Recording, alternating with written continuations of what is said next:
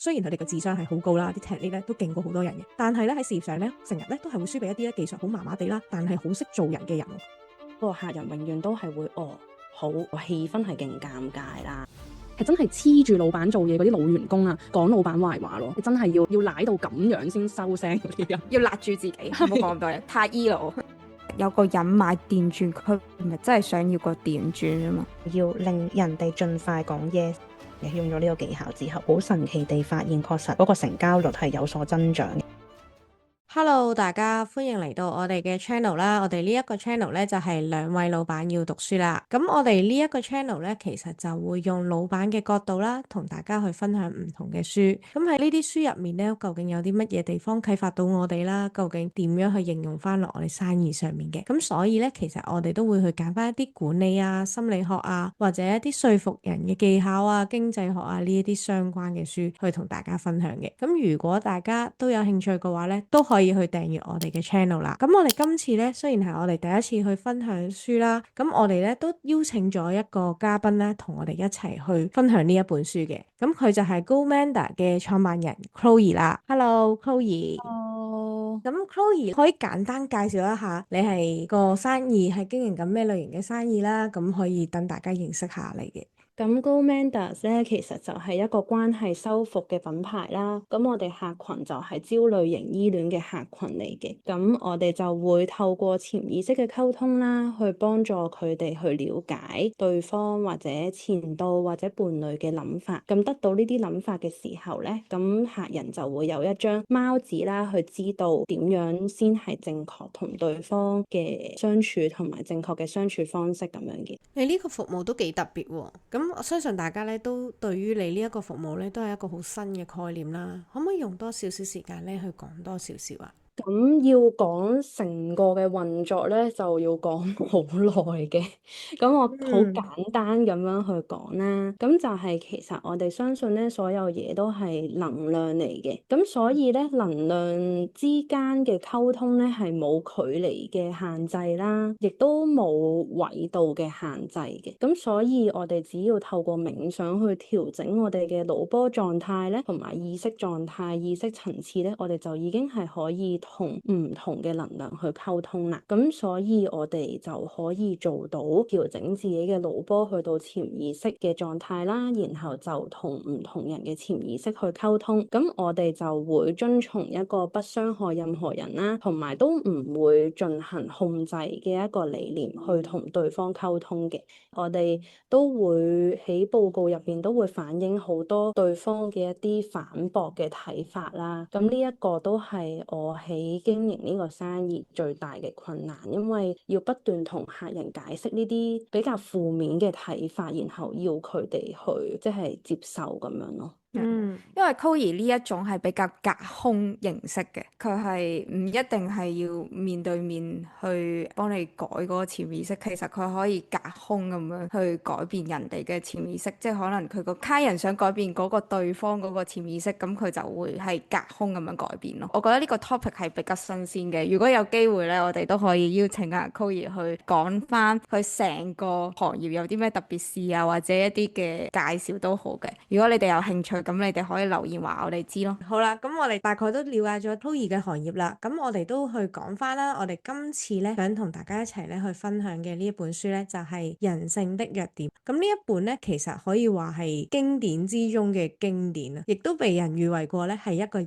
際關係嘅聖經嚟嘅。咁點解佢會叫經典中嘅經典咧？原來咧，其實呢一本書咧就係大爾卡內基去寫嘅。佢呢本書喺1936年嘅時候寫嘅一本書嚟嘅。咁計下數咧，差唔多再過多10年就已經100年噶啦。但係雖然咁講，佢雖然係就嚟100年啦，咁但係佢入面所講嘅一啲待人相處嘅技巧啊，你點樣令到人哋中意你啊、認同你咧，當中嗰啲技巧咧，其實去到呢一刻咧，我哋都係可以 apply 到嘅。我諗就係因為呢一啲經過咗咁多年嘅變遷啦，已經科技都變得咁發達嘅時候，仍然咧呢一啲嘅技巧咧都係可以運用喺我哋生活入面，所以咧先會被譽為係一本嘅聖經啦。其實我之前咧睇過呢一本嘅，不過我一開始咧係買英文版嘅，即係我覺得 How to Win Friends and Influence People 咧個名係超級有機心咯，跟住我覺得哇點解咁有機心嘅個名，咁所以咧就買咗嚟睇，咁原來就中文版係叫人性的弱點。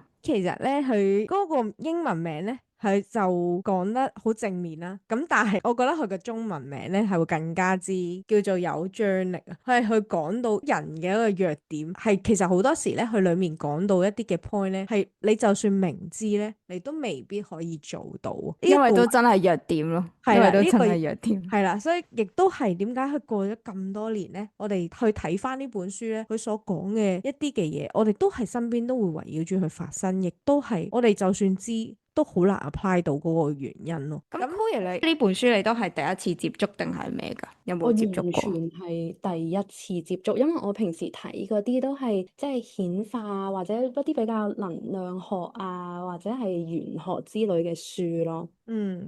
但係呢本書就真係我會形容係寫俾老闆睇嘅一本書，所以我就真係第一次睇。係咪就係因為我哋邀請你去睇呢一本書？冇錯，係冇錯。咁相信你應該係裡面都得着唔少喎。係啊，我有用裡面嘅技巧去幫助我嘅銷售嘅。係啦，咁我哋等等都會再有啲 point 都會帶到嘅。咁我哋等等去到講到一啲嘅 point 嘅時候，可以再詳細啲講啦。咁啱啱 Chloe 都有講到嘅。點解叫做係俾一個老細嘅一本書咧？其實我都幾有同感嘅，特別喺創業啦，我覺得你一定係要去 sell 啲嘢噶嘛。咁一開始你就係會去不斷咁樣去同個客講啊，個服務有幾勁啊，其實有幾好啊，性價比有幾勁啊，咁樣幾多功能啊，所有嘢咁樣去講。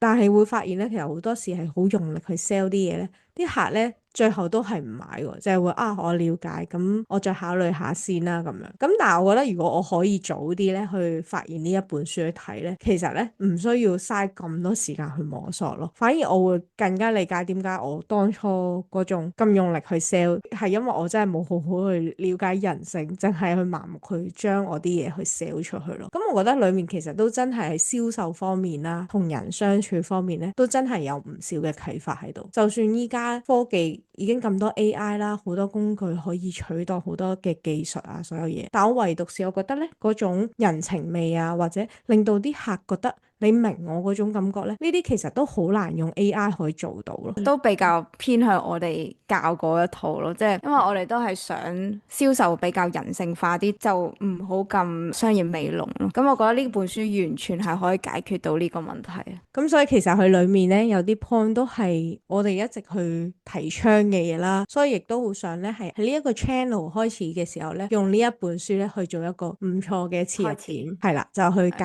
紹下，亦都好希望大家咧一開始都可以真係去睇一睇。好多時啲人都話識人好過識字啦，咁我覺得呢一本書完全係可以令你明白點解識人好過識字咯。好好了解人性，去學識點樣同人哋相處，去聯繫嘅話咧，絕對係可以令你行嘅路更加舒服同埋更加順暢咯。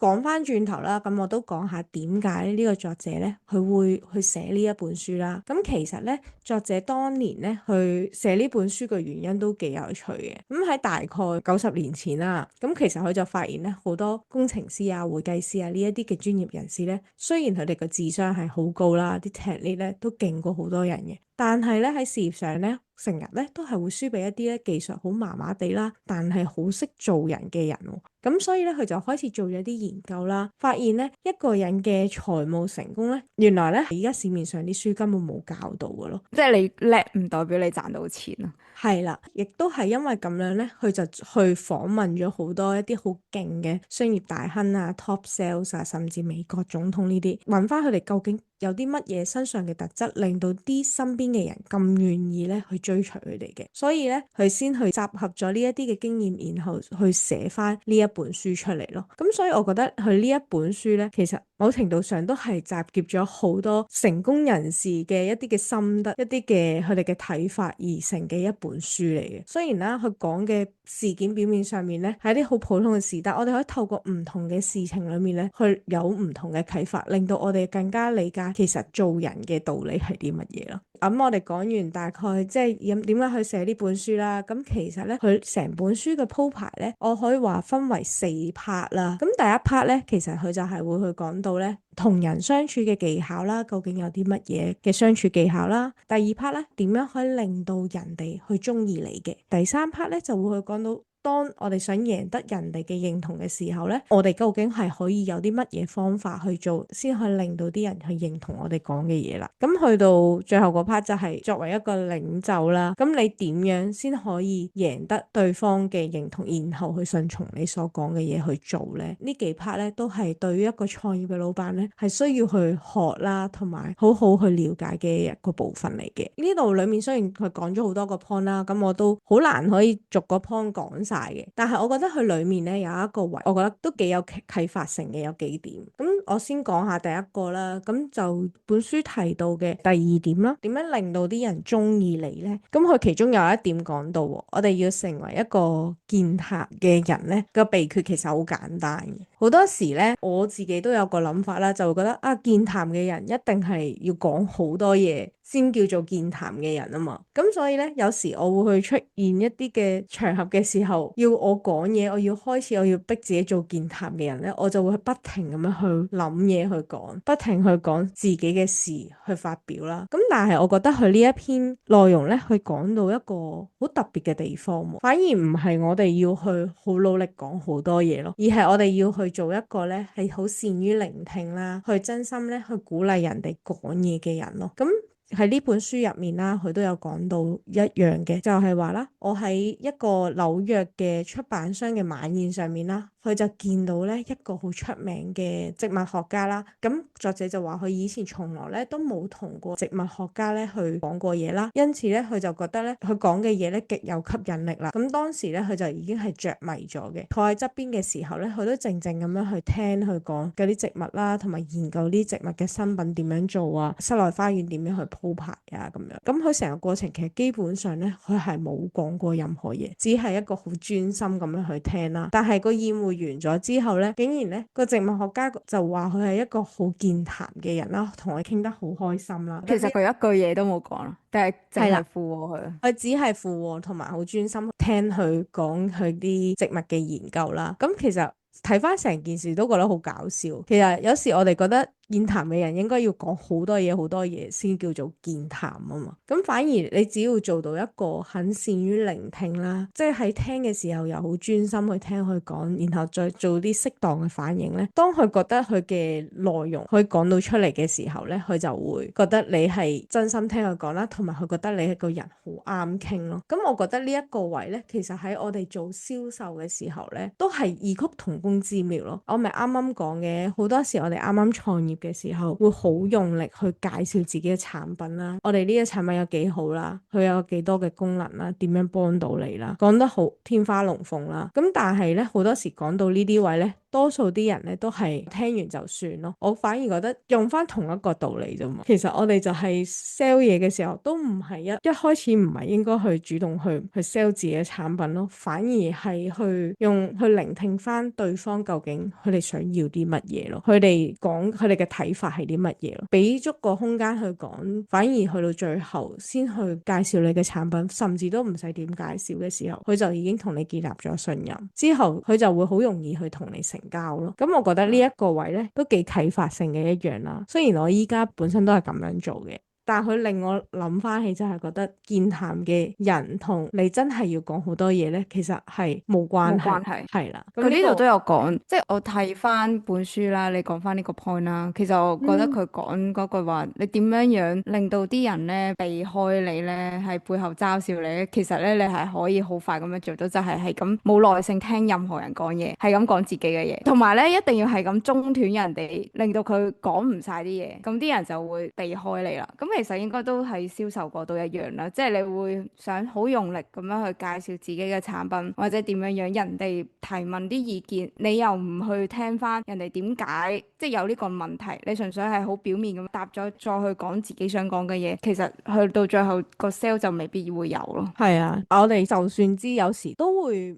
唔小心去犯嘅錯咯。不過呢個亦都係睇完之後諗翻就係，其實係咯，我哋最終銷售嘅都係人啊嘛。咁其實你都要夠了解佢嘅情況，佢先會覺得你嘅產品係啱佢噶嘛。但係你啲產品咁多功能，你冇可能全部都係佢想聽、佢啱聽嘅嘢嚟噶嘛。呢一個位亦都係我哋可以去明白到聆聽多過係真係去講嘢咯。有冇心同感受啊？Chloe你呢一個位，我唔講嘢嘅原因呢，係因為我就係犯咗呢一個錯嘅嗰一個人，我係好長嘅時間都係咁樣做，所以就係話其實創業初期就已經要讀呢本書，如果唔係就會好似我咁樣咯，即係錯足咁耐。咁我嗰陣呢，其實我係首先要同客人做一個諮詢先嘅，咁了解咗佢嘅情況之後，先至再睇下我哋嘅服務適唔適合佢啦。咁我哋諮詢嘅時候有個好重要嘅部分就係關係分析啦。我自己本身以為咧，關係分析就係最重點嘅一 part，就係要我去俾個客人知道佢哋關係最根本嘅嗰個原因係乜嘢，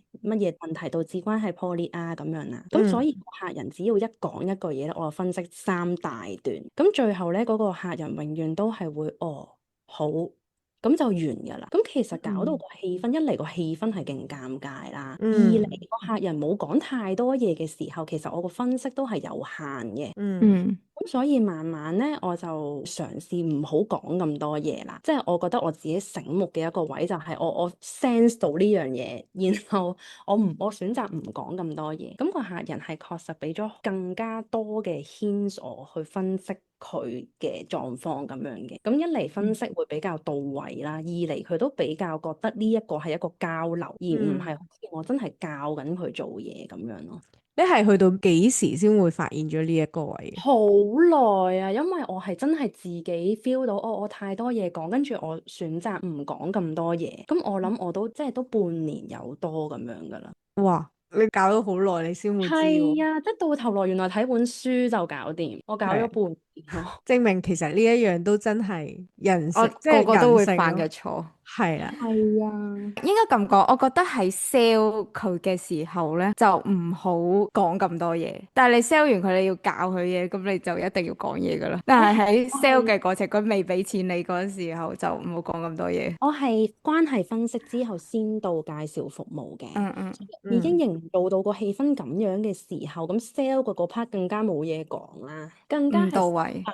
係啦，我覺得呢個其實都真係唔係淨係我哋會犯啦。咁當然我哋一開始都係咁，都真係咁多學生呢。咁我哋見過好多時初期嘅時候，大部分嘅同學都係會話：我已經講咗好多啦，講埋話我呢一個 plan 係幾抵，除翻開條數又幾平，平過你出面咁樣計。最後計講完當然係唔成功啦。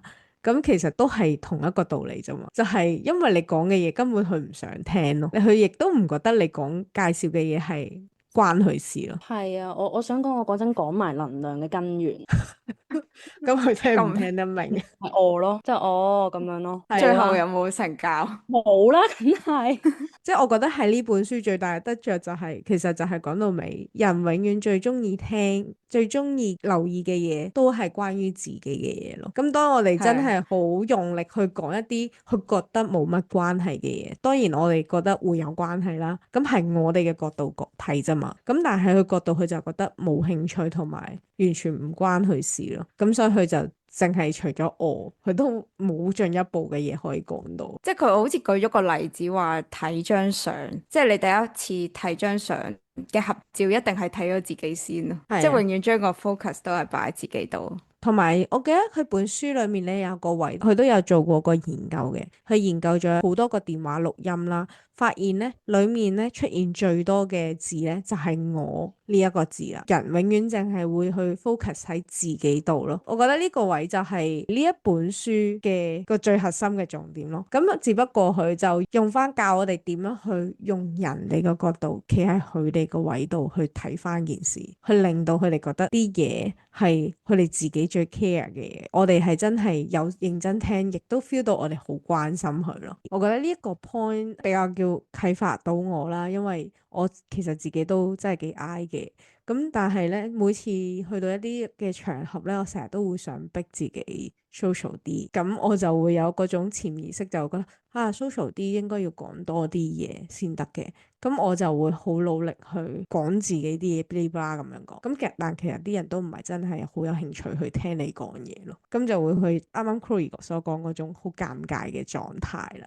同埋咧，你哋有冇試過咧？喺講好多嘢嘅時候，硬係會覺得好似講得太多自己嘅嘢，即係好似明明冇咁熟，但係講下講下講多咗咁樣。會啊，跟住我成日都係咁係覺得。唔知嗰陣就會有種恐懼啊！即係啊係我明明冇 expect 呢個關係，你係知呢啲嘢嘅喎，咁樣咯。所以哦，即係你講緊係同個客，跟住無啦啦即係同講咗自 friend 己嘅嘢。又係，即係同 friend 又係啦，同任何關係咯。啊，係㗎，因為人性的弱點啊嘛，咁佢道理講，你就會想講自己嘅嘢。係啊，我全部係啊講晒啊！我都係，係我都係你呢個狀態。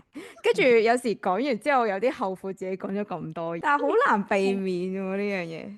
係啊，跟住我係有個嗯奇怪嘅點，就係即係我可能會對住可能一個陌生人突然之間講咁多嘢，跟住我後悔完，跟住我就可能會特登同佢仲疏遠過以前咯，因為我覺得佢知我好多嘢。我調翻轉，我通常陌生人我就唔係好講嘢嘅，基本上係唔講咁滯嘅。即係當然咧，係因為依家創業啦，先令到我會逼自己去同陌生人講嘢咯。咁反而我不嬲自己社交圈子咁樣啦，我都係比較偏向係靜靜地聽人講。但係當然係啱啱識啦，咁識咗我之後，啲人就會覺得我係好多嘢講，仲要係但係成 Chloe 係逆反咗人性的弱點，係即係正常你講咁多嘢俾嗰個人聽咧，呢本書感覺咧，即係佢會覺得自己受到重視，同埋佢會中意你咯，因為講咗好多嘢俾你聽喎。係啊，我唔知，因為如果係我嗯講得多嘢，對方就唔講嘢噶啦嘛。哦咁佢嗯講嘢，我又唔知佢諗緊啲乜，咁我就唔知佢點樣諗我嗰啲即係分享嘅嘢啊，咁樣咯。係啊，我就會好驚啊。你問翻佢轉頭咯。係即係你點諗啊？咁樣，我覺得喺客身上呢一個技巧係好好用嘅。嗯，但係我暫時未知道，即係好似我頭先嗰個情況，我可以嗯點樣咯？即係你意思話普通交朋友嗰種。係啊，所以我就話嗯呢本書其實係俾老闆睇，就係咁解。都真係。都係啊，即係真你呢啲係，技巧真係好適合用喺客上，但係日常生活我覺得有少少難嘅。因為生活上你冇嗰個意識啊嘛，係你會好啊，容易做最原本嗰個自己啊嘛，咁所以就缺會點啊嘛，係啊，即係個個人都會犯嘅缺點。我就調翻轉咯，我都真係第一次係比較偏向唔講嘢。通常啲人咧第二次見到我咧就會覺得反差好大，咁就係因為我通常第一次都係靜靜地聽，但我唔知咧第二次見佢，我就感覺上我已經係同佢好熟悉咯，已經識咗佢，跟住我就會嗶哩吧啦咁樣去講好多我自己嘅諗法咯。但我明 Chloe，我有時我都覺得爆得自己太多嘢出嚟，所以其實阿 Jen 受歡迎嘅地方會唔會唔係嗰個唔出聲，而係嗰個反差咧？應該純粹係真係啲人中意同我傾偈咯。因為佢覺得佢好保密度啩，我唔知喎。我唔知，我仲暫時未可以應用喺日常生活。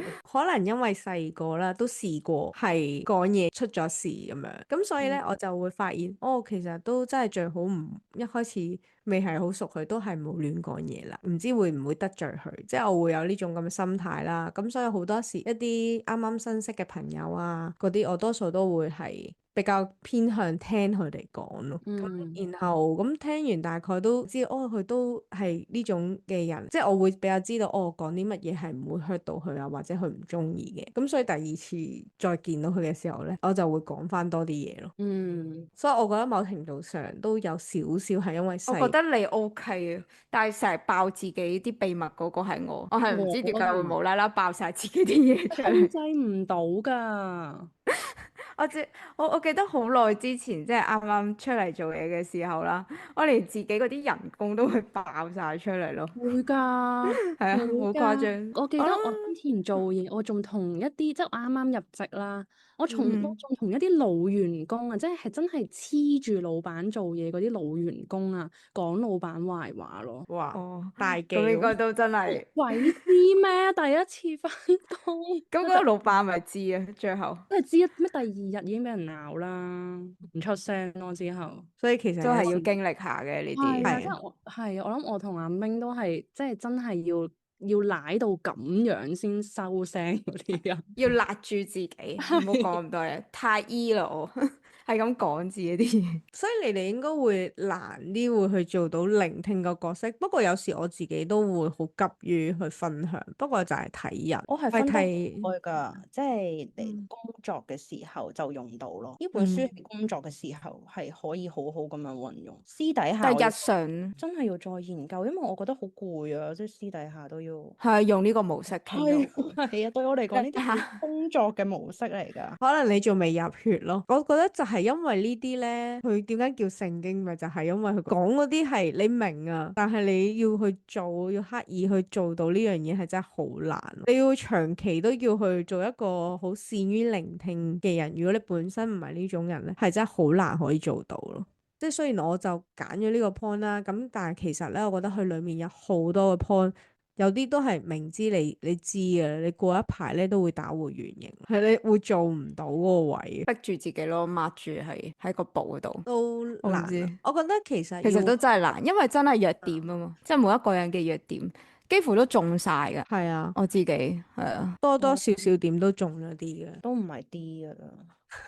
係晒，我係中係啊晒，真係好難。即係你下下都就係想表達自己啫嘛。係啊，我啲嘢好想講係啊。不過有啲人嘅特質都係容易做到嘅，即係有啲人都比較靜，中意聽人講嘢咧，咁嗰啲人就會喺呢一個 point 係會容易啲做到咯。不過我覺得即係創業者或者老闆嘅話，佢哋都會容易做到入邊嗰啲嘅喺工作上，即係佢哋會知道啊嘛，呢個係有助個 business 咁。咁我覺得係呢一方面係會做到咯。但係你話要融入生活，我真係覺得好難。咁啊係，你下下自己真性情又要隱藏，即係成日我成日覺得呢種係比較虛偽，即係我嘅睇法啦，係啦。但係佢就教你要真係真心咁樣去做咯，佢有教。係啦，但係問題係，我就係覺得呢個行為已經係好虛偽咯。你要度住個對方要啲咩，跟住你唔好講咁多嘢，就係要令嗰個人中意你，咁已經好度啦呢樣嘢。係啊，所以你咪成日話我咯。啊係啊，我成日話佢好虛偽啊，Jane 好虛偽，佢係好識真做人嘅。我覺得係本身我嘅性格令到我會相對上比你哋兩個容易做到咯，所以佢裡面講啲 point，某程度上我只係覺得有啲位我都覺得難做嘅，但又未至於全部都咁難實現到，做唔到咁樣咯。因為你比較 care 人哋感受多啲，即係你會所有嘢都諗人哋先咯。係啦，你嗰種性格，即係我會將自己想要表達嘅嘢相對上係擺得比較後啲，反而我會覺得我講完呢句嘢會唔會 hurt 到嗰個人呢？或者我講完佢係咪真係可以真心去做呢？而唔係強迫我講完命令去做。即係我係嗰種好唔中意逼人做嘢嗰種，因為我自己都唔中意俾人逼做嘢嘛。咁所以我就會覺得點解要逼人做嘢？咁所以我就會用好多唔同嘅方法去令到人哋舒服咁樣去做咯。後尾去睇翻呢本書，咁佢入面都會講啲帶領人點樣去做啊，先承認自己錯誤啊呢一啲。其實我係無意中做咗，後尾再睇翻本書，亦都係真係我有做到嘅嘢咯。可能對我嚟講呢本書相對上我係會容易啲接受到佢嘅 point，同埋係容易啲執行啲咯。point 同埋佢係個名我都真係覺得好機心喎，即係你淨係睇個名都已經好機心啦。呢個名人即係性的講緊弱點呢個名。唔係英文啊哦，How to win your friends and 咩咩咩哦 influence 啊嘛，係咯，係好機心喎，就我覺得。所以有啲人話呢本係咩操控人心嗰啲書，我都幾同意嘅。因為本書咧最後佢都有講到，其實佢講呢樣嘢，佢出嚟唔係想你透過去做一啲伎倆去達成啊嘛，其實係想你由心而發去為人好，而去行為而做到出嚟咯。因為有啲位咧都真係，我覺得係你就算做要做到咗，耶穌咁喎，真係要但係做到。因為有啲位咧，你就算做咗啦，但係你冇個心去做咧，啲人都會 feel 到咯。係啊，都係，呢個就係其最難。實你俾人讚你都會知咯，即係你俾人讚你都會覺得嗰個人好似好假咁樣係啦讚我。所以又唔係算機心嘅，我覺得係，只不過佢係去講翻件事實出嚟咯。所有人都中意被人哋咁樣去對待咯，只不過你而家要去換位思考，去諗人哋先咯。咁如果不嬲都冇做開呢樣嘢，就會覺得好辛苦咯。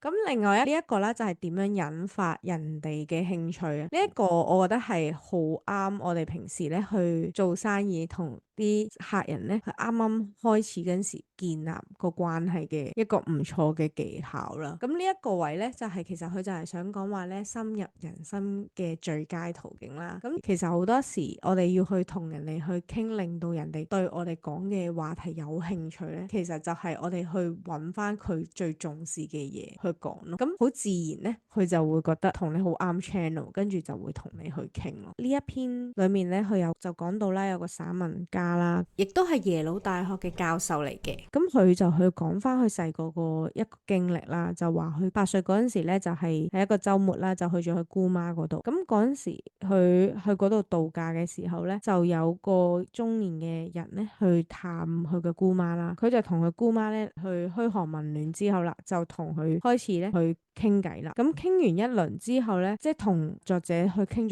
一輪，好開心啦。咁作者咧就後尾就同翻佢姑媽講翻話呢一個人真係好啦。咁然後咧姑媽就去問佢究竟點解覺得呢一個人咁好啦。咁就係同佢一齊去討論一啲帆船嘅嘢啦。咁嗰陣時咧佢就好好奇啦。正常咧呢一個人咧係對個帆船咧應該係冇咩興趣嘅，同埋唔了解嘅。咁但係咧佢成程咧呢個教授咧就會覺得咧呢一個人好啱傾啦，傾得好開心啦。咁我喺呢一個位咧我都覺得係即係其實同我哋去銷售嘅時候咧都一樣 apply 到咯。一開始咧啲人嚟同我哋傾偈嘅時候，我哋好多時傾咧都係表面上係真係了解佢嗰個問題喺邊啦。其實某程度上咧，我哋就係想去同佢展開個話題，令到佢有興趣繼續同我哋傾啊嘛。咁我哋咧就要去揾翻究竟佢哋 care 嘅位係啲乜嘢，然後針對嗰個樣嘢去講。咁但係我覺得呢個位其實係一開始啦，我覺得係一個好難做到嘅嘢嚟嘅。好多時我哋就係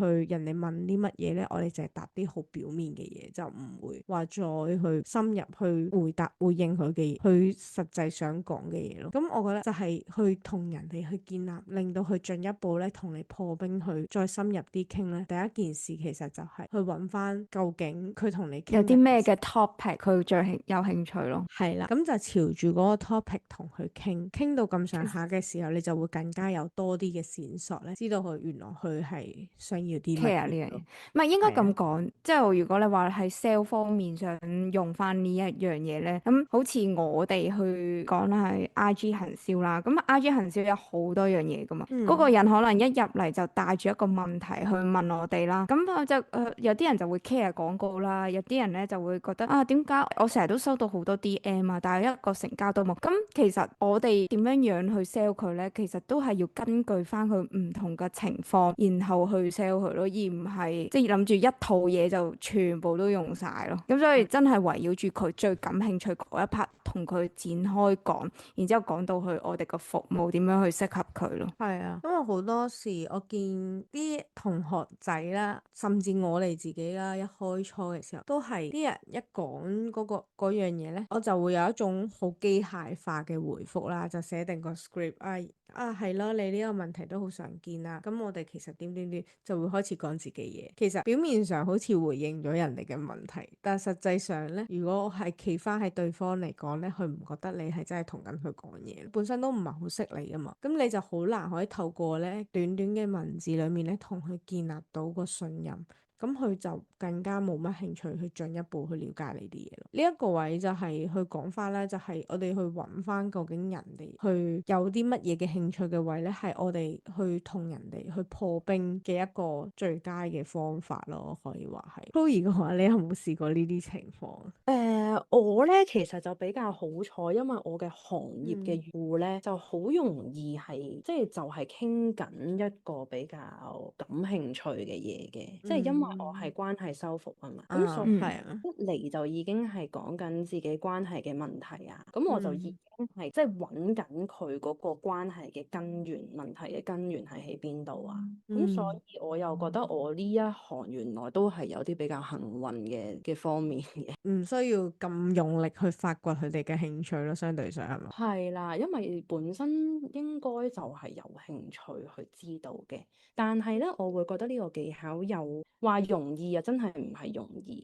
看似容易，但係其實好難咯。但因為其實呢一個技巧就係在於人哋問乜嘢你就答乜嘢啊嘛，或者係一開始就盡快去發掘佢最想要嘅嗰一樣，最想知嘅嗰樣嘢啊嘛。咁但係啦，問題就係喺我哋解釋嘅時候咧，唔知你哋會唔會都有同感？就係你要解釋一樣嘢，或者你覺得要回答佢嘅問題嘅時候，其實呢一個問題係有好多步要去解釋嘅，即係一樣嘢係有好多原理喺入邊，所以咧我解答嘅時候有時講偏咗就係咁解，即係唔係話真係離題，但係要知，但係對佢哋嚟講又唔係好明咁樣，咁所以後來可能我就會發現哦，咁確實係人哋最想知啲咩，我就答嗰一點，咁真係要問落去啦，我再解釋更多會比較好咯。係啊，你講呢個 point 係幾好喎，令我諗翻起咧，即係有時有啲客咧，佢咪會問你嘢嘅，咁其實佢有時未必問，淨係問一句，佢可能問三四樣嘢啦。咁以前我嘅做法都真係會回答佢哋表面嘅嘢，咁佢問三句嘛，我咪三句逐句覆佢咯。咁但係覆下咧，其實佢就已經冇乜興趣再同你繼續傾落去咯，或者已經傾下傾偏咗，已經係離晒題，跟住有種點樣翻個主題呢？咁但係其實後尾我就發現，其實佢問嗰三條問題，你真係唔需要三條問題都回應，你淨係揀一條佢最 care 嘅問題去回應佢就得啦。咁佢亦都會好容易揾到個主軸咯，同埋有時佢哋開頭啱啱識你，其實佢真係冇乜興趣想知道晒所有嘢，成個 full picture 咯。佢反而你就係用佢想比較 care 嗰個角度，就係解答嗰個角度，令到佢繼續有興趣，繼續同你傾落去。我覺得都真係看似容易又好似好難嘅位，就係因為佢真係冇一條公式去俾你去做到咯，而係真係你要好靠你嘅感受，好專注去同佢傾，去 feel 佢究竟想係要啲乜嘢咯，要不停咁問背後佢嗰句，佢點解咁問，佢想要啲乜嘢。佢最 care 嘅係乜嘢咯？咁當我發覺當我咁問咧，就開始會容易啲揾到少少個線索。所以呢個技巧嘅簡單版會唔會就係講重點咧？即係教我哋講同任何人講嘢就係講個重點就 OK 啦，捉到個重點。有少少咯，我覺得，但個重點要係佢都覺得係佢有興趣嘅嘢，就係捉住佢個重點去講咯。係啦，咁我覺得係比較容易啲去揾到佢哋本身個核心個諗法咧，就係我嘅做法就係會好似頭先咁講，去諗翻嗰幾條問題咯。佢最 care 嘅係咩？點解佢會咁問？佢其實想知啲乜嘢？佢而家最痛嘅位係乜嘢？咁我通常咁樣諗咧，就會容易啲可以答到佢想要嘅答案咯。咁當然我真係唔知嘅時候，我都會主動問佢點解你會咁樣諗嘅？你點解會咁講嘅？咁樣咯，咁就容易啲 lead 到咯，係。我突然之間諗到咧，呢個技巧好似都幾適合用喺啲投訴上面，因為有時候咧，我哋一接到一啲比較負面嘅評價或者投訴嘅時候咧，我哋好急住證明自己啊。係啊。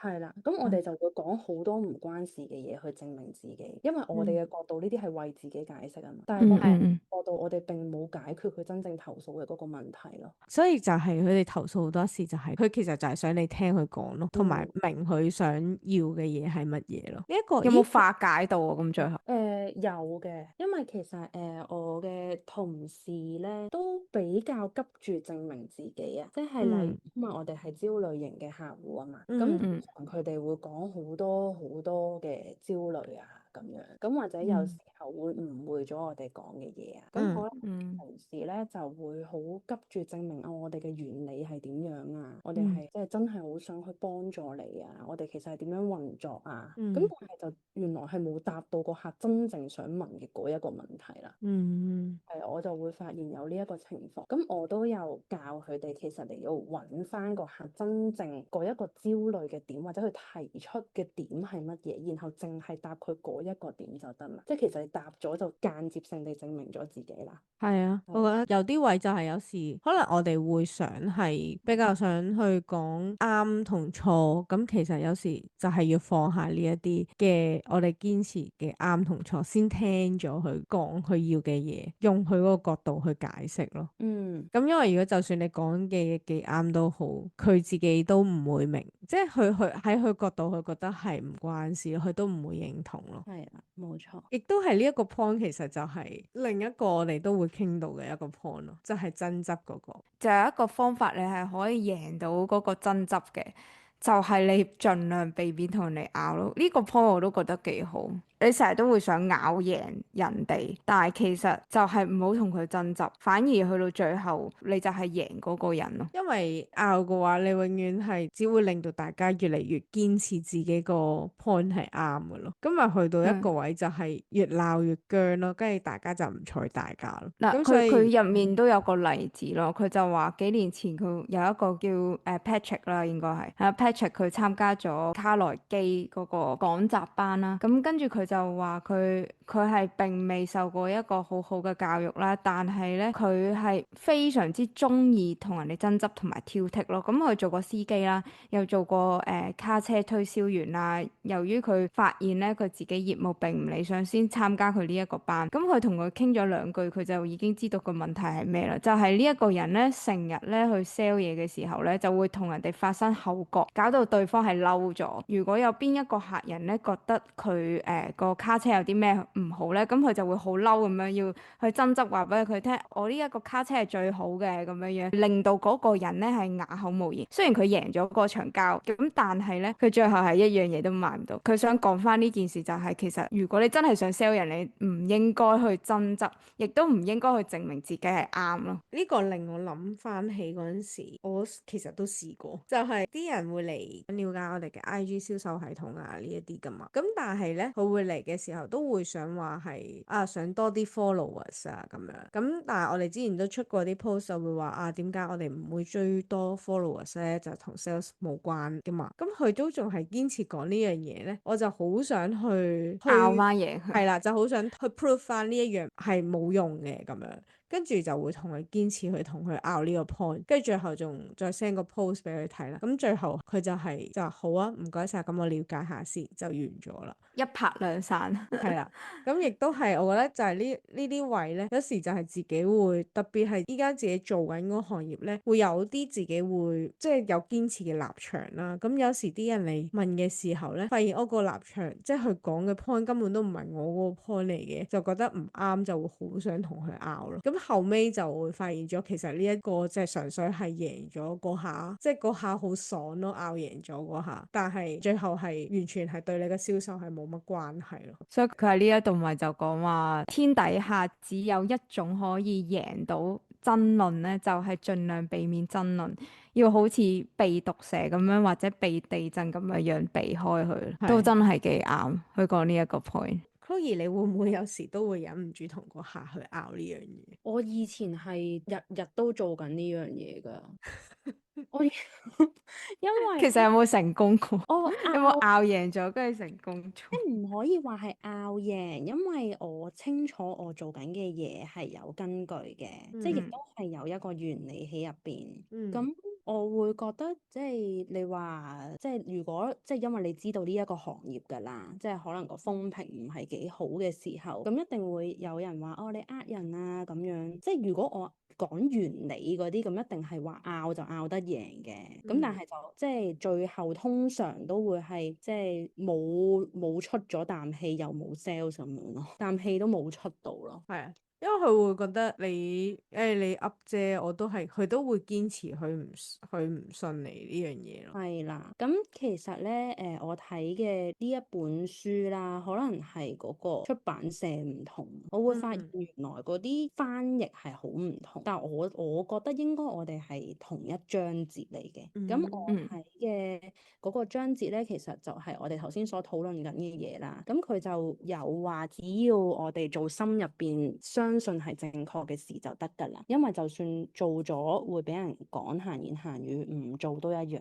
作者咧就係認為，只要你係比人哋叻，只要你係做緊一件人哋唔熟悉或者唔認識嘅事嘅話，只要你係賺到錢，你係做緊任何事，你都避免唔到閒言閒語。我哋有時候真正做錯咗啲咩，先會遭受閒言閒語，即係反而係因為你做到某啲嘢。咁人性的弱點就係人哋係會不屑於你正在做嘅任何嘢一切咯。咁例如即係可能講翻自己啦，我係嗱又講自己啦，又人性的弱點。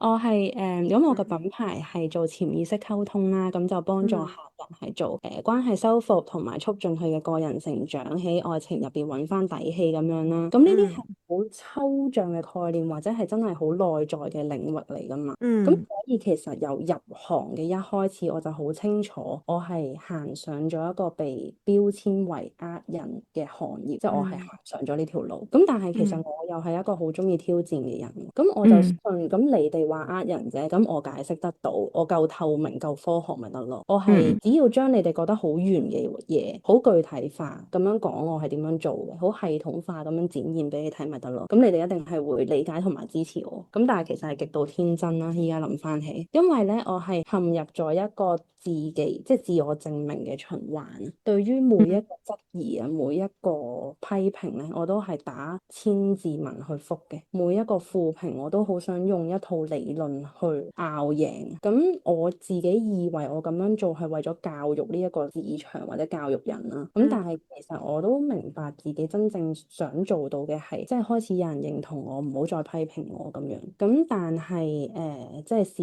實就係，無論我點樣證明呢一啲嘢都係唔會消失啦。就係正如書中所講，你冇辦法避免批評噶啦。如果即係問我依家究竟係咪即係真係證明到自己咧，就冇嘅。因為即係我都有同阿 Jan 同阿 Ming 分享過，即係冇幾耐之前都仲係有人話我係妖邪之術咁樣嘅。甚至我想講咧，我依家加插，我勁驚我喺度即係呢一段嘢啊播出之後，下面嗰啲 comment 啊已經喺度講啦。咁但係即係驚係驚，但係我面對呢一樣嘢嘅心態就改變咗嘅。即係我就唔會再因為批評而內耗啦。咁係應該更加專注於相信自己。即係無論點樣批評都好啦，我個初心都係未動搖過嘅。我仍然都係用緊同一種方法，好透明咁樣講我係點樣做到連接潛意識呢樣嘢，我係點樣進行成個服務，我個服務個架構係點樣。當我自己深信我做嘅嘢係可以幫到人，唔傷害任何人嘅時候咧，呢一樣嘢係冇變嘅。咁但係我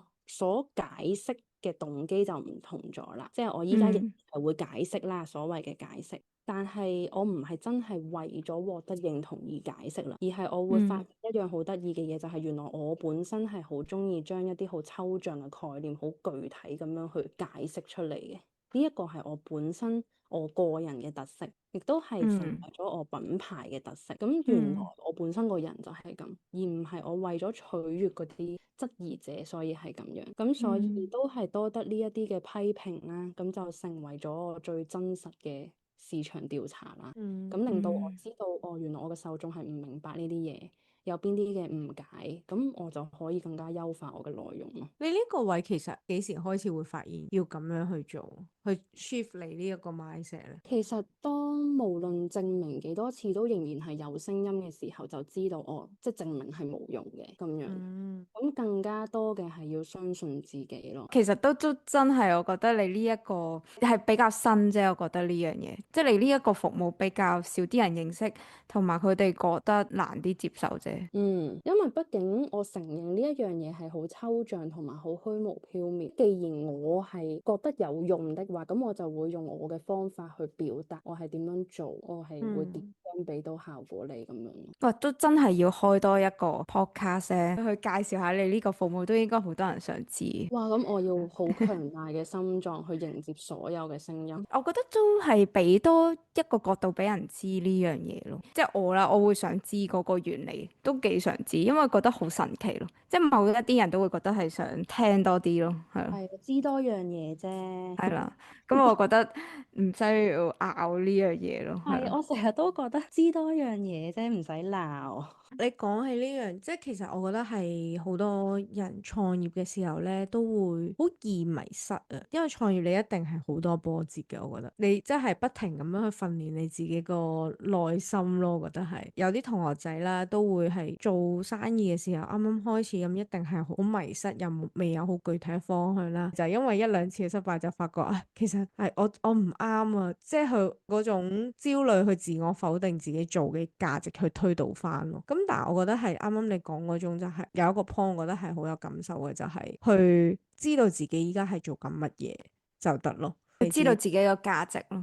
係啦，即係知道自己嘅價值，就算你做啲乜嘢，有唔同嘅聲音，你都冇咁容易咧可以去打低你咯。咁我覺得呢一個亦都係真係要創業嘅人，佢先會明白呢一樣嘢咯。因為你喺創業路上都真係冇可能得只有一把聲，就算係你呢個行業比較新啦，好多人唔認識啦，會容易啲用鬧嘅形式去講啦，但唔代表其他服務嗰啲都唔會有其他聲音噶嘛。就算我哋依家做嘅，咁都會有一啲人都唔認同我哋嘅行銷模式㗎。我就會有一個心態，就會覺得係其實你唔信，我就算講得幾清楚，俾幾多嘅證據你都係唔會信咯。所以我都會開始就會去慢慢 shift 個 mindset，就係我淨係望住一班你願意相信我哋嘅人。係啦，就係望住嗰班願意相信我哋真係去幫到佢嘅，咁我哋淨係專注去服務好佢哋就夠啦。咁因為你都真係冇辦法去 cater 晒所有唔同嘅聲音咯，但係你要去做到呢個位咧，就係真係要不停咁樣去訓練自己，同埋要係咁 remind 自己當初點解你要去做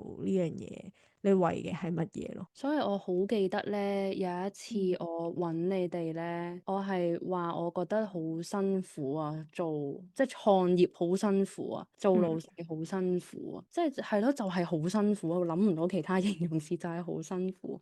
咁但係我記得你哋有同我講一句，就係老細係辛苦，但係老細係一個咁多個行業入邊最快成長嘅一個職位。都真係，確實係嘅，即係要，因為我本身自尊心都已經係好重嘅人啦。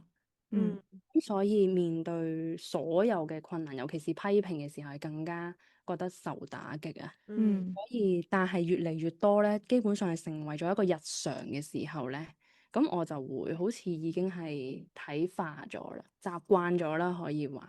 咁同埋我都覺得，因為有一班真係支持我嘅客人啦，咁所以就會令我覺得即係我做嘅嘢係確實係正確嘅咁樣咯。即係我覺得呢個世界太多聲音，不過就係呢個世界咁多聲音，所以先會咁好玩啦，咁多元化，乜都有咯。咁我覺得就係唯有調整自己心態，就係你唔需要奢求全部人都認同你咯，只要你令到盡量多啲人會去認同你就得，但係你唔需要奢求全部人都認同你咯。咦，咁我又覺得有少少拉楞咯，即係我想講呢一個 point 啦，即係能使你處處受歡迎嘅做法，就係真心咁樣關心對方同埋關注對方嘅需求啦。咁佢入面咧有一個例子嘅，咁佢就講緊一個魔術師啦。咁其實佢嗰個魔術係成日都爆滿嘅，佢呢個即係魔術表演。咁佢個原因就係佢對人嘅真誠嘅熱情啦。咁佢都唔係所有觀眾都中意佢㗎。咁但係佢覺得願意嚟睇佢嘅演出咧，佢就會非常之感激啦。然後佢就會好盡力好竭力咁樣做一場最好嘅 show 咯，即係好深刻啊呢一句。咁其實我哋都真係唔使 cater 晒所有人咯，但係願意肯選擇我哋啦，或者去相信我哋嗰啲人咧，咁我就會竭盡所能咁樣去幫佢咯。即係好似呢一句咁樣啦，佢嚟睇我表演，咁我就竭盡所能去做一場最好嘅表演俾佢咯。其實佢點解會咁樣咧？咁佢就話佢係好愛佢嘅觀眾，咁就係佢一路點解咁出名嘅一個秘訣咯，後面都有個總結啦。咁對人保持真誠嘅關注就係一個銷售員你要必備嘅最重要嗰個品格咯。其實就係你真係要對住嗰啲人最真誠啦。咁佢都已經選擇你，你咪要用盡你自己一齊去幫佢咯，或者一個保持真誠嘅關注咁樣咯。即係真誠地關注他人咧，呢樣嘢就係可以令到你受歡迎嘅一個做法咯。係啦，咁呢個 point 就係咁樣講啦，咁我就有呢個分享啦。呢一個我覺得都係，有時當你好真心啦，同埋好盡力去幫每一個人咧，去後來佢嗰個 feedback 咧，即係遠超過佢俾你嗰嚿學費咯。我覺得，即係我覺得嗰個就話係一個衍生品，但係我哋依家咁樣經營呢一個業務啦，我覺得最有滿足感嘅其實真係去幫每一個嚟相信我哋嘅人，我哋好盡心盡力咁樣去幫每一個人啦，然後去做到個成績，然後佢好真心咁樣分享翻佢哋個睇法，佢嘅感受。雖然就咁打過嚟啦，我哋就咁望住嘅好評咧，都可以係開心幾日，亦都會係不停回顧翻，其實就係我哋所做嘅嘢都真係值得咯。係咁 remind 我真係想做呢盤生意嗰個初衷係啲乜嘢咯。咁我會覺得即係好似頭先你哋講嗰個 point 啦，講到滿足感，因為我個品牌創辦咗2年啦，咁我會覺得頭1年嘅滿足感同第2年嘅滿足感係好唔同嘅。第1年嘅滿足感，我確實覺得自己係做緊一個複合嘅品牌嘅，我好想透過潛意識溝通嘅呢一樣嘢，呢一個技巧，去令人哋更加了解對方嘅諗法，從而去促進呢一段關係，揾到一個合適嘅相處方式，跟住建立一段健康又長遠嘅關係。呢一個係我本身覺得，如果客人真係根據即係我嘅教學啊，同埋呢一個技術去做到複合咧，我係最大嘅滿足感嘅。咁但係慢慢發現咧，原來有啲客人喺我慢慢嘅心態上嘅教學後咧，佢會意識到，哦，原來我想要嘅唔係真係嗰個人，而係嗰一種感覺。而你已經教咗我點樣自己揾嗰種感覺啦。我諗我唔需要嗰個人啦。即係佢雖然咁樣講完，佢冇繼續 join 我嘅服務，因為佢覺得自己唔需要。但係佢係咁樣 inspire 到我，哦，原來我真正想做嘅唔係真係一個複合嘅品牌。雖然我都係關係修復，但係我會更加注重於個人成長嘅部分。我會覺得，哦，原來啲客人透過我哋嘅教學或者指導，係會有專注喺自己多啲嘅，同埋諗緊對方值唔值得啊，多過自己值唔值得啊。呢一樣嘢我係覺得更加有滿足感咯，因為佢哋確實真係成長咗。呢一樣嘢係佢自己噶嘛，唔係話俾咗嚿錢，然後就好似使咗落對方身上，而係佢自己透過我嘅指導真係成長咗，我就會覺得好滿足。亦都係點解你今年你去改咗你哋嘅成個嘅品牌嘅定位啦？我覺得改完之後會令到你哋個品牌更加同人哋唔同咯，亦都有嗰種更有深度咯，可以話係。係啦。係啊，同埋我有時覺得創業都係，即係個品牌係會同你一齊成長咯。咁我哋當初都係去經營呢個生意，我哋都係單純想教人哋點樣喺 IG 推廣佢個生意，咁都係去不停咁幫唔同嘅人啦。咁見到你哋去 feedback 翻俾我哋，咁我發現其實都係即係唔係淨係單純想教你哋 IG 咯，而係令到你哋個品牌做得更加有靈魂嘅時候，即係又會同你一樣嗰種滿足感又係開始慢慢 shift 咗。我覺得係會變得更加有靈魂同埋更加有深度咯，可以咁講。初衷都係一樣，都係會想去教人哋去將佢嘅理念去 present 出嚟。咁但係就係想你哋係可以個品牌係行得更加遠啦，同埋更加有味道，唔係一個商業冷冰冰嘅一個品牌咯。咁另外啦，書入邊都有講到，就係話如果你想人哋贊同你嘅意見咧，就要令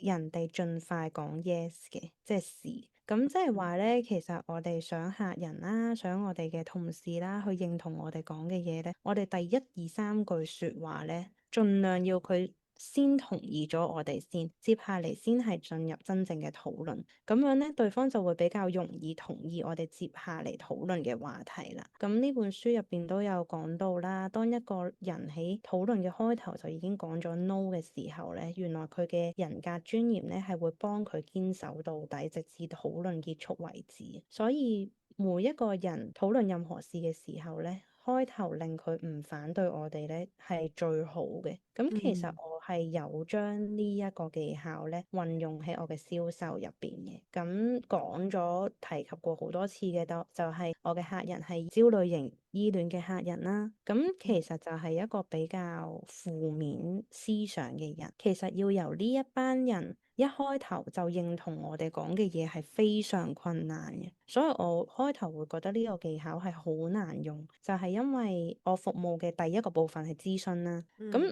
我哋諮詢一開頭咧就係要發送前度對於依家呢段關係嘅睇法嘅答案。咁因為我品牌係關係修復噶嘛，咁換句話說就係關係出現問題先會聯絡到我哋啦。咁就所以可以聯想到對方對於關係嘅睇法普遍都係負面啦。咁點樣我就諗咗好耐，究竟點樣令一個焦慮型依戀嘅客人睇到對方咁負面嘅諗法會同意我哋先咧？基本上係冇可能嘅事。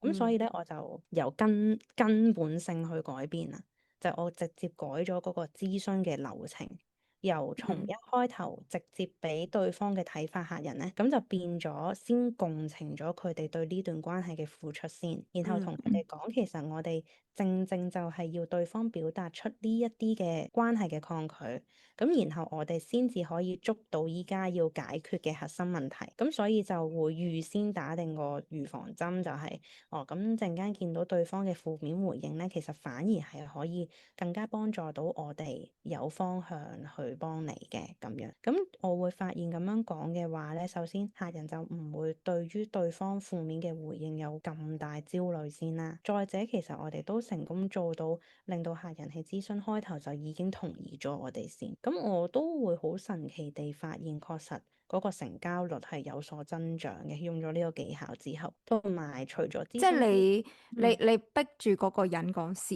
即係講係啊係啊係啊，即係講咗3次咁樣就成功。又唔係 exactly 3次，但係1、2次一定要有咯。好神奇喎！呢個方法我都覺得。因為我真係會發現咧，我睇翻過往嘅諮詢啦，我真係會發現，如果第一句係反駁嘅話咧，佢係成討論無論對錯都會反駁噶，反駁到底啊！真係。OK，所以要令到佢一開頭就講係啦，你唔理啲咩，你總之你就係啦，你個 OK。我係好嚴格遵守書入邊講嗰個技巧，無論如何第一句要講係。咁所以我係直情改咗我嗰個諮詢嘅流程，為咗要佢講係，我係好但真係 work。係啦，係 work 嘅，我遵守。Okay。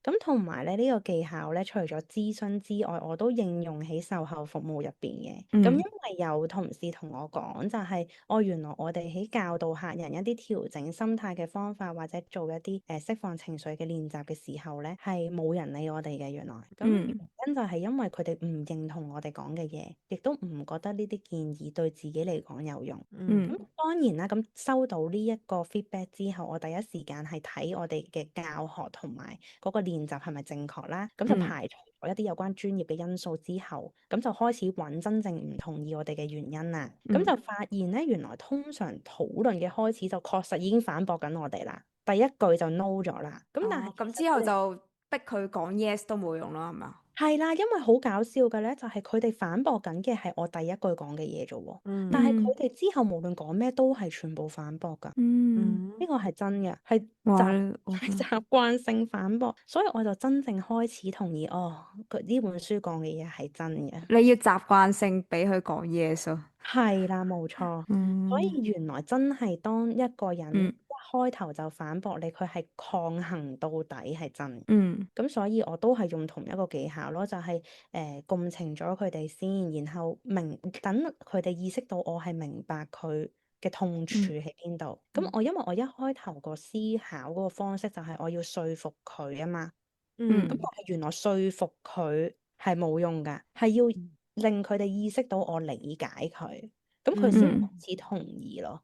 咁呢一個都係我發現咗，即係喺研究如何令佢 say yes 嘅時候，去發現到嘅一個技巧嚟嘅，唔好說服佢哋。咦，咁如果你本身就想設計係 yes 啦，咁最後佢都係一開始 no 咗你嘅話，咁你點樣扭轉呢一個局面呢？我會完結咗個討論先咯，因為佢嗰個討論繼續係冇用㗎。你點樣解釋天花龍鳳，佢都係會反駁㗎。咁所以要等下一次啦，真係。係㗎，即係我都有試過夾硬啊，第二句 yes 得唔得？唔得，唔得，要嚴格遵守啊。原來係啊，我覺得呢個係最搞笑啊！到最即係搞笑係一定要第一句、第二句唔一定得。要個係啦，第一句要令到無論咩都要令到佢講 yes 咯，好搞笑呢個。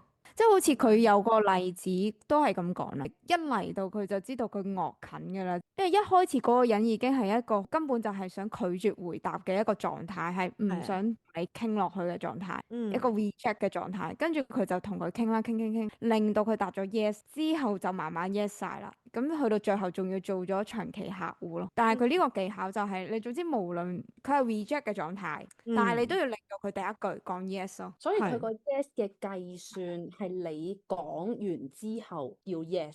冇錯，好難啊，我覺得呢樣。不過我覺得係有啲人去引導到佢講到呢句咯。係難嘅，其實係難，但係我覺得如果你了解班客戶嘅話，係就好容易啦。係容易㗎。係我哋諗人哋嗰啲好難咯，或者我哋喺日常生活用好難咯。但係只要你了解班客人係容易㗎。因為你明白佢個處境，佢就好容易答 yes 咯。係啊，呢個都係。我知道你而家呢個狀態應該好唔開心，咁啊咪 yes 啊，係啊，咁好唔滿意我公司，係啊，但係唔可以假咯，你啲太假。都係咯，係。咁揾一啲佢嘅 point 出嚟，咁就比較真誠。同埋我 test 過一樣嘢咧，就係譬如咧好搞笑啊！我哋做過好多測試，呢一個 yes 究竟係一個要點樣嘅 yes？即係我哋係有啲可能諮詢前嘅，即係小提示啊，又或者係一啲比較即係官方嘅嘢咁樣啊嘛。佢呢啲 yes 佢唔係真心認同啊嘛，佢係收到嘅意思啊嘛，冇用㗎呢啲 yes 原來，即係佢係要真心因為你嗰句嘢認同嗰啲 yes 啊，我哋係連普通認同即係嗰啲 yes 就冇用 yes 都試過㗎啦，即係唔可以用頭先嗰招咯，即係你係咪唔開心呢啲就唔得咯，係呢啲唔得，真係要扭轉佢個諗法。佢如果你話啊，你係咪好唔開心？即係佢係客咁樣咯，即係唔係 yes 係啊咁樣咯，所以就唔算嘅呢個。即係佢呢個 can 嘅 yes 係佢真係由心底去認同，係啦，由心而認同你呢一句，係咯，即係佢會講話係啊，你講得好啱啊，你好重啊呢一種咯。係啦，即係或者確實係咁樣就係啦。我覺得都係，其實某程度上都係無意間做咗，但係就有時有啲人係用一個好 no 嘅狀態嚟，你要去扭到去 yes 呢一個就係一個需要啲技巧先做到咯。最難係我覺得係呢一班人咯，係要即係花精力去做。我會覺得如果有咗呢一個技巧，因為我點解覺得呢個技巧好用咧？就係我喺面對一啲比較你所講有挑釁性嘅信息咧，我唔會好感性咁樣去睇啊，因為我第一時間就要諗佢點樣 say yes 啊嘛，令佢第一句。不過我就冇咗嗰個心機去佢點解要咁樣話我冇啦？我就係諗緊嗰句嘢，我講咩佢會 say yes 咯。咁幾好喎，佢其實某程度上令到你係冇咁容易去俾佢個説話捏住走咯。係啊，所以我都幾中意呢個技巧㗎。呢個又係好似即刻見效嘅技巧。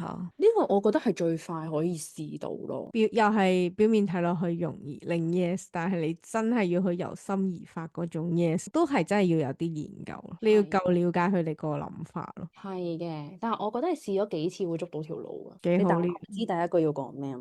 係，我呢一度就寫住係蘇格拉底嘅秘訣咯。我唔知你嗰個版本唔係呢一個嗬？呢個版本係讓人立即說是咁樣咯，好似係。哦，讓人立即說是。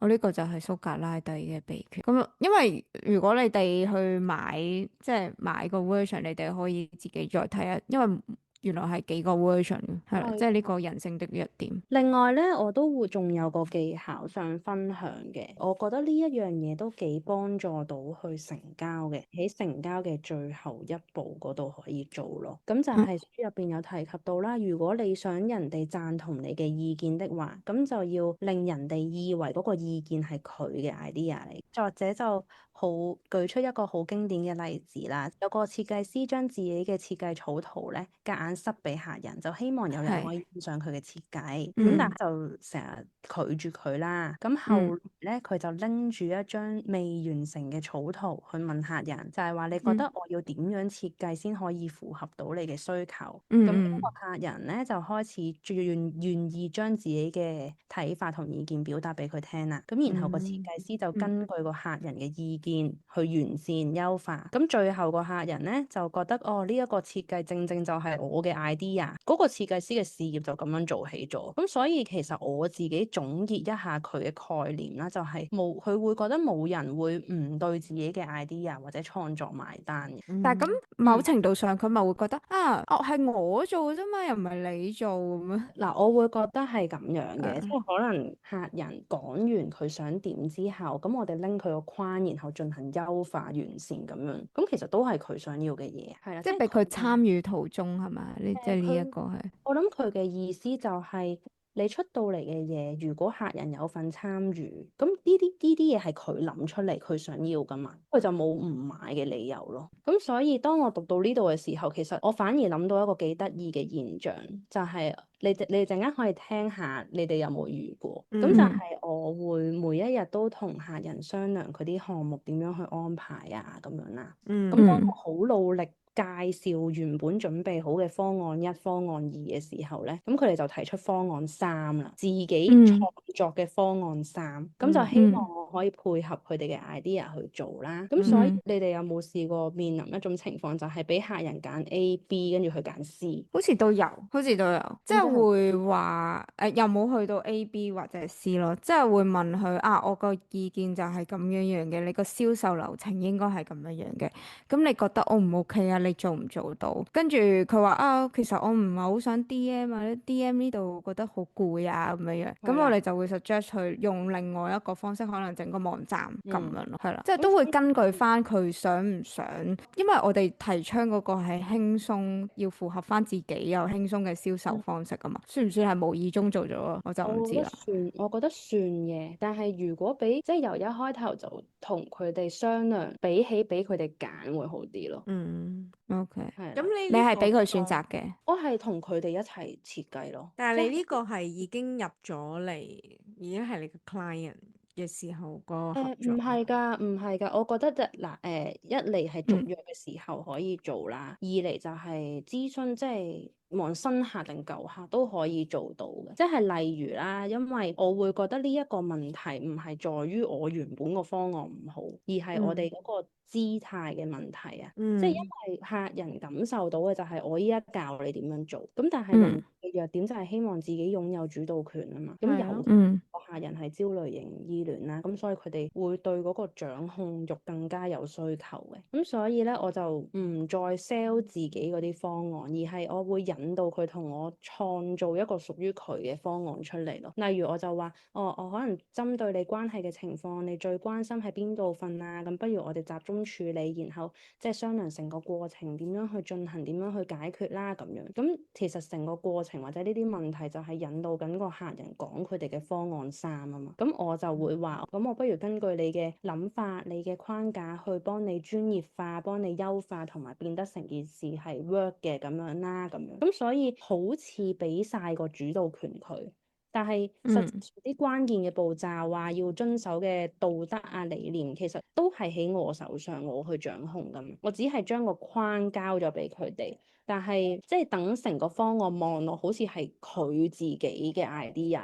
咁所以我會覺得我好似將呢一個概念或者呢一個技巧變得具體化嘅，就係只要唔影響我嘅核心利益同埋理念，咁就隨佢哋所欲咯。但咁跟住之後佢嘅續約就高好多啦，係嘛？即係佢哋用咗呢個方法。係嘅，因為畢竟成個方案都係佢哋自己，全部都係佢哋自己想要嘅嘢，嗯，就唔係我本身設計，然後佢哋揾自己想要嘅嘢咯。我覺得嗯如果話新客嚟講，其實都可以用到少少，但係就係比較偏向唔係討論式嗰種，即係我覺得你啱啱嗰種 case 係已經佢係成為你個客人，跟住你去再同佢磨合，去傾下一步嘅 plan 啊嗰啲嘅話，呢一種模式係幾好，佢哋一定會 buy 你講嗰套啊嘛。咁但係如果你話新客嗰啲嘅話，不過係差唔多可以參考嘅就係、用佢哋最 care 嘅地方，然後去介紹你嗰個方案流程，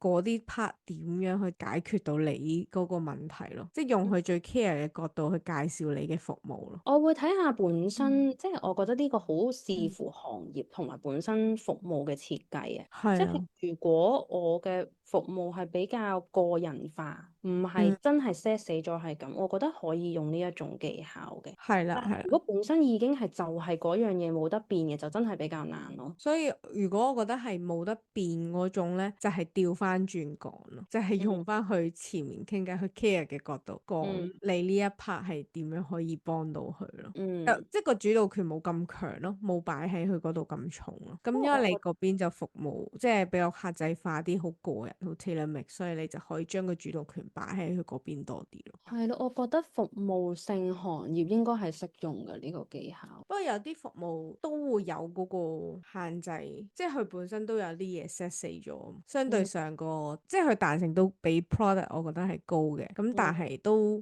仲有少少個框架喺度，佢哋都未必做到咁主導權喺晒佢嗰邊，除非係入咗嚟咯，已經係準備要去服務嘅時候，好再深入去做下一步咁樣嘅商討，我覺得就會再明顯啲咯，叫做個主導權放咗喺佢哋度咯。但其實實際個主導權都係你度咯。如果係我哋嘅業務，我就會係比較偏向，即係已經係入咗嚟嘅學員，佢哋想用一啲，即係阿明咁講啦，佢哋未必會好想要呢一種嘅模式，即係其實個概念都係咁樣做。咁但係工具同方法，我哋就會比較傾向係聽佢哋想要嘅模式，再去 suggest 咯。不過我覺得諗下有啲似嗰啲咧 YouTuber 咁樣咧，去 nominate，即係去要啲人個名，即係話啊呢個 idea 係來自呢個觀眾叫我拍呢段片，即係咁個觀眾咪會覺得佢自己係有份去參與呢一個製作片。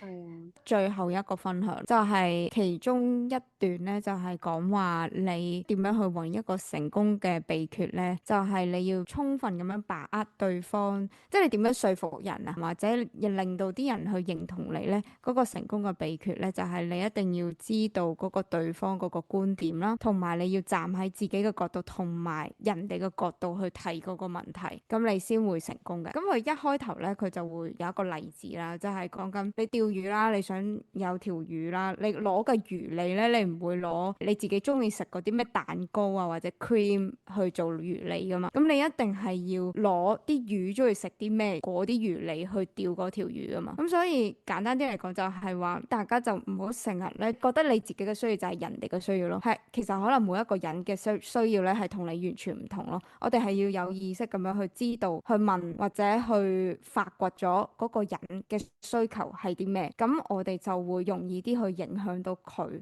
之後嘅行為咯。其實應該都由始至終都係嗰句啦，即係你要站喺人哋嘅角度，然後咧去知道究竟佢係點樣睇件事嘅，咁然後你就可以根據翻佢想要嗰樣嘢去幫佢，然後咁就會成交咯。即係你去釣條魚，咁你梗係要用蟲啦，你唔可以用自己中意嘅蛋糕啊或者 cream 啊去釣嗰條魚咯。其實你應該成本書都係咁樣講，即係成本書佢個中心思想就係話你想要影響人，又或者你想要贏到嗰個友誼啦，就係你要將嗰個重心就擺喺人哋度咯，就唔係擺喺自己度。我覺得呢一就樣係咧，好符合你哋教嘅嗰一個內容嗰方面啊，即係 IG 嘅 post 嘅內容方面啊，因為我記得你哋有講過咧，就係好多人都會喺 IG 嘅 post 入邊介紹自己嘅產品，係個產品係好吸引，但係可能嗰個轉換率唔係幾好嘅時候咧，就係因為嗰個內容 touch 唔到嗰個客人真正嘅需求，佢哋就唔會將自己嘅需求同埋嗰一件產品去拉埋一齊睇。好多時啲同學會，亦都會唔係好理解點解我哋會想佢哋去用 DM 去 closing，只會覺得好麻煩。其實啲人嚟嚟去去都係買就買，唔買就唔買。但其實佢都冇諗清楚嗰個人要啲咩，即係應該咁講啦。即係我好似發佈一個 post 咧，就喺度講話電鑽，其實有個人買電鑽，佢唔係真係想要個電鑽啊嘛，佢純粹係要轉嗰個窿去掛佢幅畫啊嘛。即係有個人就我記得好似有個同學仔就問，咁其實佢要電鑽就要電鑽噶啦，咁你了解佢嚟做乜咧？係咪類似呢啲啊？係阿 Jane 有冇印象？佢話啲人要買就買，唔買就唔買噶啦。你了解完都唔會因為你了解咗而去唔買呢一個電鑽咯。如果佢唔買，你就算了解咗佢都會唔買咯。佢就覺得啲人就係得有同冇中間位咯。但係如果你唔了解佢，其實買嗰個電鑽係攞嚟掛畫嘅時候，你唔會 sell 佢係呢個電鑽有好多 function 㗎，可以點點點，又可以點點點。但係其實如果你了解咗佢，其實佢係諗住掛幅畫啫喎。咁其實你可以介紹一個最簡單最 basic 嘅電鑽俾佢咯。就好似你去買部電腦，咁佢有好多型號嘅電腦都要跟翻想要嚟做乜，你先去介紹。即係佢都唔係攞嚟打機，咁你俾個咁勁嘅顯示器嘅電腦俾佢都冇用啦。咁佢仲會反而覺得你呢一個電腦好貴添，可能佢就咁文書，其實可能幾千蚊就搞得掂，但係你介紹咗個幾萬蚊嘅俾佢。咁所以嗰個電鑽嘅嗰個 sales，與其講咁多呢個電鑽有幾好，不如直接講一句話呢個電鑽可以掛到畫，咁就可以成交到咯。其實已經。咁你咪話，其實呢一個已經夠㗎啦，佢個魔力唔需要咁多，因為你淨係轉個窿啫嘛。係啊，咁就買咯，都咪係咯，係啊咁你咪就用一個最簡單，因為好多電鑽，咁你就買個最平嘅咪得咯。咁如果你唔知嘅時候，你會 sell 佢個勁貴噶嘛？其實好似嗰啲五金鋪咁樣啫嘛，人哋都係直接入嚟講話，哦，我邊度乜嘢爛咗咁樣，咁咪直接俾個可以 fix 到嗰樣嘢嘅工具佢，咁就已經係成交咗啦。係啊，但係冇人會講，即係冇人會拎住嚟介紹佢嗰樣嘢有幾勁咯，全部都係講話哦，咁你有呢一個問題，呢一樣嘢可以幫到你，咁就完咗，即係簡單化。但係好多時我哋會去做生意啦，就會好容易企咗喺自己嘅角度講。咁就會因為你會覺得自己個嚿嘢好勁，咁你就講晒咁多樣嘢，即係會好容易有個誤區，就係會覺得自己個服務咩人都啱，咩人都需要。其實係一定要用嘅喎，你冇可能唔用嘅喎。呢個咁多功能，當你冇進一步了解佢哋個需求，用佢哋嘅角度去解釋你呢一嚿嘢點樣幫到佢嘅時候，佢哋只會覺得哦，好多 information 一大堆，但係好似同佢冇乜關係咯，跟住就走咯。咁除非嗰個人係好知道嗰個電鑽係可以轉到個幅畫，咁佢咪可以好快咁樣揀咗嗰個唔需要你介紹。但係都有呢啲人嘅，咁佢嘅認知咪高啲咯。咁但係大部分人係啦，咁大部分人都係中間嗰個位咯。我想講話一入嚟就話知道晒，然後買嗰啲係我哋個個都想遇到嘅客人。係啊，但係呢個真係少到傻，係2點幾嘅 percent 啦，1%。但係好多時都係你要了解咗佢個情況，然之後你去介紹翻啱佢嘅嘢咧，咁佢成交機會率就會高好多咯。其實嚟嚟去去都真係呢一本書所講嘅嘢，就係你要企喺佢嘅角度，用佢最 care 嘅地方去解釋你呢一個 product 可以點樣幫到佢，咁你就會最容易 sell 到你嘅產品出去咯。咁我覺得呢一個就係成個最中心個思想，你要去贏得嗰個人信任，同埋要去願意 buy 你嘅嘢，認同你啲嘢嘅話，就係所有嘢你就係企喺佢嘅角度去講。我會覺得呢本書就係好似我一開頭所講咁樣，好適合創業初期就去睇，因為係會幫你行少好多歪路嘅。咁同埋其實我一開頭讀呢本書嘅時候，確實都會有種即係你講嗰啲道理我都明白，咁做到先得㗎。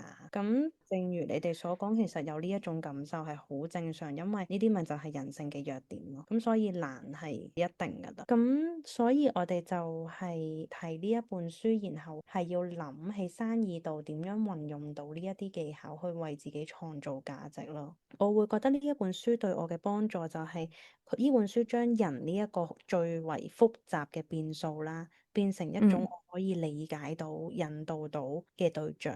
咁我都同意佢冇實質教我點樣去操控人心嘅，咁但係係教緊我點樣懷住一個善意啦，同埋對人嘅尊重啦，去理解人哋嘅情緒，咁然後再基於呢一個基礎上面，更加聰明咁樣去達到一啲商業上嘅目標咯。所以我仍然覺得呢一本書係真係適合用於商業上多啲嘅。都係，唔係同埋我覺得都係嗰樣嘢咯，係我哋唔好 on purpose，即係好有目的性咁樣去做咧，成件事就會好假咯。但係如果你係真心企喺人哋嘅角度去幫人，就所有嘢都係好純咯，好 make sense。我哋亦都其實又唔係真係要去假嘅，即係佢中間佢有分享過話，其實你要讚咗嗰個人先嘅。咁但係你讚嗰個人，你都真係要去真心咁樣讚咯，而唔係為讚而讚，而係一個好目的，即係想佢做嗰樣嘢而去讚咯。即係雖然啦，佢裡面講嘅 point 啦，好多都係相對上係難做嘅，但係我覺得你真心係想為個對方好，用呢一個角度去諗啦，同埋真心想了解嗰個人嘅諗法同埋處境咧，其實要做起上嚟唔係真係咁難咯，係因為你理解佢啊嘛，你理解咗佢。係啊，表面上佢叫你做嘅嘢係好難做，咁但係我覺得佢有一個位係令到我哋可以容易啲做，佢帶出有一個 point 其實係令到我哋容易啲做到嘅，就係好多人係因為好多好立體咁樣，你好多諗法，好多唔同嘅嘢，咁而我哋會同人哋會有唔同嘅諗法啦，甚至有拗撬啦，其實都係因為我哋冇好好去理解人哋個諗法啫嘛。咁只要我去願意釋出我嘅善意啦，去進一步去了解佢究竟點解佢會有咁嘅睇法啦，點解佢會想咁講，其實佢係遇到啲咩情況，所以有一個咁嘅睇法。你若願意去開放自己個心，去了解多啲人哋嘅諗法咧，其實你要去做到後面嗰幾步咧，其實唔係真係咁難咯。你只要肯聽佢講，真心想了解，有呢一個心態咧，其實佢講嘅好多點咧，你都好容易可以做到咯。所以我覺得可以話呢一本書難又得，容易都得。咁當然啦，佢有啲位我都會煩嘅，有時都會想堅持自己嘅己見，去同人哋拗呢一啲位，有時都會做。我覺得可以話係一本叫 reminder 嘅書啦。你得閒每次去睇，你都會有另一個睇法咯，同埋會去 remind 自己係咯，呢一樣嘢又係明知但係又會做錯咯嘅感覺。我就對於呢本書整體嗰個睇法就係咁啦。咁如果你哋都中意我哋呢一個嘅內容啦，即係中意睇書啦，亦都你係老闆嘅話，你想知道啲書點樣去運用喺生意上啊，或者創業上啦，就歡迎大家去 subscribe 我哋啦，去 like 我哋條片啦，或者去 comment 一啲你覺得你有得着嘅地方啦，又或者你有唔同意嘅咩地方都 OK 嘅，咁你哋就可以去留言啦。如果你哋有啲咩書都想我哋去睇啊，或者要我哋去討論嘅話呢，咁都可以留言話俾我哋知啦。同埋都真心推介大家呢，如果你作為一個老闆，你係創緊業嘅，都希望你可以真係去買呢本書去睇咯。咁如果大家呢都對 Chloe 嘅關係修復呢有興趣嘅話呢，都可以去 follow 翻佢個 IG 啦，去了解翻嘅。咁條片係咁多啦，好，拜拜。